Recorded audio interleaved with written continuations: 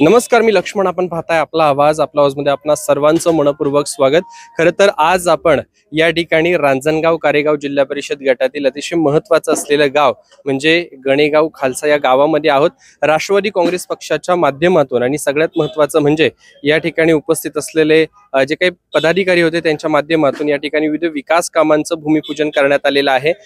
जिल्हा परिषद पंचायत समिती निवडणुकांचं बिगुल वाजलेलं आहे आणि रांजणगाव कारेगाव जिल्हा परिषद गटातून ज्या उमेदवार आहेत राष्ट्रवादी काँग्रेस पक्षाच्या वतीनं त्या म्हणजे ज्योतिताई मानसिंग भैया पाचुनकर आज आपल्या सोबत असणारे. त्यांच्याशी आपण बातचीत करूयात. समवेत कारेगाव पंचायत समिती गणाच्या उमेदवार निर्मलाताई नवले सुद्धा आहेत, त्यांच्याशी सुद्धा आपण बातचीत करणार आहे. ताई, खरं तर या ठिकाणी विविध विकास कामांचं भूमिपूजन पार पडलं. लोकांचा कसा प्रतिसाद होता, काय सांगाल? खूप छान प्रतिसाद होता. आता तरी असं वाटतंय की लोक विकास कामांचा नक्कीच विचार करतील. म्हणजे जे साहेबांच्या निवडणुकीत झालं ते नक्कीच ह्यावेळेस होऊन देणार नाही. साहेबांनी हेही आवाहन केले की याच्या आधीच्या लोकसभा विधानसभेच्या निवडणुकांना जे झालं ते मी विसरून गेलेलो आहे. किमान आता जी निवडणूक आहे ती कार्यकर्त्यांची आहे, जनतेची आहे, त्याच्यामुळं याच्याकडे विशेष लक्ष द्यावे. याबाबत काय सांगाल? नक्कीच म्हणजे विशेष लक्ष म्हणजे असं म्हणता येईल की बाबा नक्कीच जनतेचं आता ह्या विकास कामांकडे लक्ष असेल आणि ह्या निवडणुकीकडे पण लक्ष असेल आणि ह्यावेळेस जनता नक्की विकास कामच लक्षात ठेवते. खरं तर साहेबांनी थोड्या वेळापूर्वी सांगितलं की आता इच्छुक म्हणू नका तर उमेदवार म्हणा निर्मलाताई. तर याच्या बाबतीत काय सांगाल? म्हणजे एक प्रकारे अधिकृत उमेदवारी जाहीर झालेली आहे. आता असंच म्हणता येईल, साहेबांनी आता जाहीर केलंय. तर निर्मलाताई, प्रचार कसा सुरू आहे? कशा पद्धतीचा युवक असतील, महिला असतील किंवा नागरिक असतील यांचा प्रतिसाद काय आहे? आदरणीय वळसे पाटील साहेबांच्या मार्गदर्शनाखाली जिल्हा परिषद गट असेल, त्याचबरोबर कानूर मेसाई आणि कारेगाव पंचायत समिती गण असेल, तर सर्व भागांमध्ये अतिशय उत्तम प्रकारे प्रचार आमच्या सर्वांच्या माध्यमातून चालू आहे. आणि आदरणीय वळसे पाटील साहेबांचे जे विचार आहेत की बाबा समाजातील सर्व समाज घटकांना न्याय देण्याचं काम हे आम्ही सर्वजण मिळून करत आहोत. काय विजयाचा विश्वास किती वाटतो?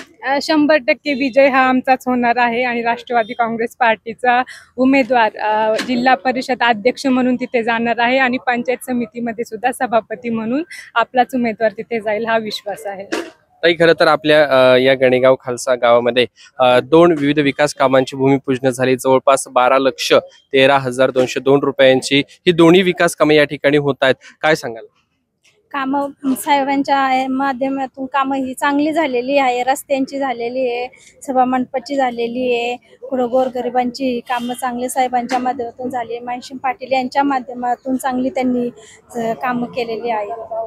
माझ्यासोबत ज्येष्ठ आहेत, त्यांच्याशी आपण बोलूयात. आजी, नाव काय आपलं? यमुना उर्फे. वय किती आहे? 70 वय आहे. तरी एवढे ठणठणीत दिसत आहेत. ज्योतिताईने आम्हाला उजेड लावलेले आहे आणि तुळजाभवानी त्यांच्या माग आहे आणि आम्ही नक्कीच त्यांना निवडून देऊ. त्यांचा आशीर्वाद उजेताईंच्या माग आहे, एवढं संपित. आजीने खरं तर उत्स्फूर्तपणे आपल्या भावना व्यक्त केल्या. वळसे पाटील साहेबांना ओळखता का? हो, ओळखीते ना. कोण आहेत ते? निरगुड सरचे. निरगुड सरचे आमदार आहेत या आंबेगाव शिरूर विधानसभेचे. हो आहे. त्यांनी पण आम्हाला त्याच कामांचं पाणी दिलेले आहे. त्यांनी भरपूर आमचं चांगलं केलेलं आहे.